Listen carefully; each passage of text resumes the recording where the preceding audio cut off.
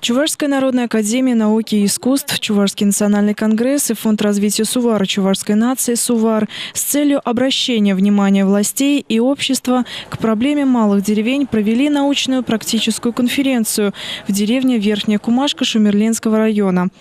По статистике, ежегодно в России умирает 1600-1900 деревень. Предотвратить это страшное явление невозможно. Теперь это коснулось и Чувашской республики.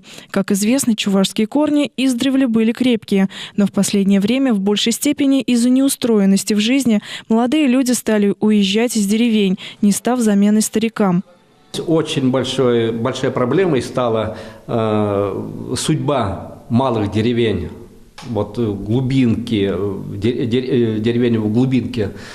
И в целях, что ли, прикования внимания чиновников, властей к проблемам малых деревень, вот мы поговорили с товарищами, с народными академиками и решили провести именно в деревне Верхняя Кумашка. Почему именно у нас? Все-таки мы вместе с односельчанами, с местными патриотами сумели всколыхнуть народ, поднять. И на сегодня в деревне, вот, например, мы находимся сегодня в таком социально-культурном центре, тут все обустроено, и еще планы у нас большие. То есть есть нам о чем рассказать, что показать и что нас волнует. На конференции приняли участие заместитель министра сельского хозяйства Николай Якимов, заместитель главы администрации Шумерленского района Андрей Мастакин, а также руководитель Чувашской общественной организации народных академиков Евгений Ерагин, заместитель председателя Совета старейшин Федор Корягин и Василий Федотов. Чувашский национальный конгресс представлял вице-президент конгресса Петр Вантаев, один из руководителей ветеранов чувашских аграриев.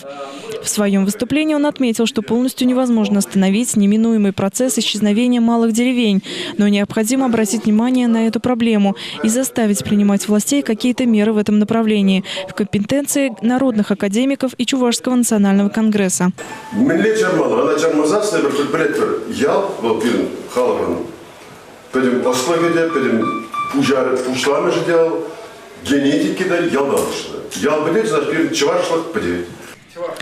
Известный краевед Федор Корягин с горечью сообщил, что в их родной деревне в этом году умерло 5 односельчан и не родился ни один ребенок. В глубинке закрываются больницы и школы, но есть и обнадеживающие факторы. В нашей республике деревень больше, чем городов. Есть общественные организации, к примеру, Чувашский национальный конгресс и другие, которые объединяют чуваш, способствуют сохранению родного языка и традиционной культуры. Своим опытом по развитию сельского предпринимательства и созданию новых рабочих мест поделились представитель Чебоксарского района, народный академик, известный активист и пчеловод Христофор Макаров и изготовитель местных оздоровительных чаев Николай Потапов. Местный предприниматель Николай Адра показал приглашенным свои достижения по развитию деревни Верхняя Кумашка, а гости стали свидетелями торжественного открытия апартаментов гостевого дома и дома ветеранов. В этот же вечер в этом доме поселилась первая гостья – 83-летняя Вера Ильина, уроженка этой деревни. По результатам конференции была принята итоговая резолюция, в которой рекомендовано признать пример деревни Верхняя Кумашка одним из методов развития малых деревень, пересмотреть налоговую систему Российской Федерации и многие другие пункты, предотвращающие исчезновение чувашской сельской глубинки. Зоя Яковлева специально для программы «Жизнь столицы».